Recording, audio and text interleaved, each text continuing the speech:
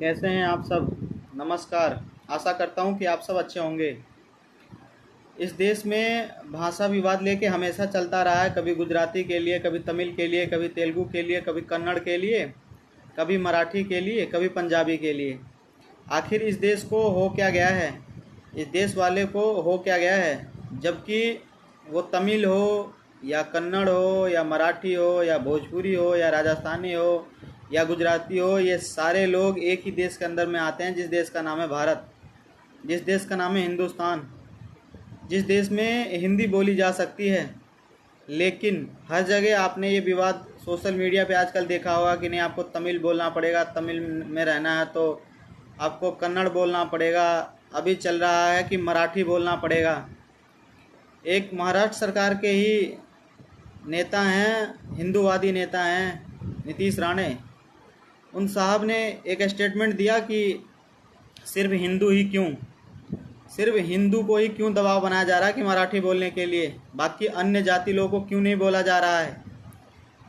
आखिर में हर जगह हिंदू ही क्यों परेशान है, वो बंगाल हो या महाराष्ट्र। अगर हिंदू अभी भी नहीं समझे तो फिर क्या होगा भैया। अगर हिंदू का 5 घर है तो 5 में 5 घर अलग अलग बटे हुए हैं, अलग अलग जाति में। मैं ये जाति हूँ, मैं वो जाति हूँ, फलना वो जाति है, चिलना ये जाति है।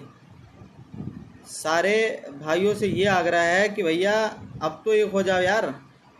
सबसे ज़्यादा लव जिहाद की शिकार भी हमारी ये बहन बेटियाँ हो रही हैं। आखिर में हो क्या रहा है, हम कब एक होंगे। कभी कोई किसी गुट में है, कभी कोई किसी गुट में है। हिंदू एक नहीं होंगे तो फिर कैसे होगा। अकेले महाराणा प्रताप लड़े तो उनका भी इतिहास ज़्यादा लंबा नहीं चल पाया। उन्होंने बहुत वीरता से लड़ाई की, लेकिन इतनी बड़ी सेना के सामने उनको भी हार माननी पड़ गई। एक अकेला बंदा इतिहास बनाया, लेकिन उनके साथ अगर साथ देने वाले होते तो आज शायद भारत की इतिहास अलग होता।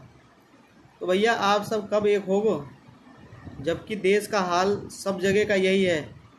अगर कोई आदमी महाराष्ट्र में है तो मराठी बोलना ज़रूरी है, अगर कोई आदमी बिहार में है तो क्या उसको भोजपुरी बोलना ज़रूरी है। ये कोई ज़रूरी नहीं है। इस देश में एक भाषा है जिसका नाम है हिंदी।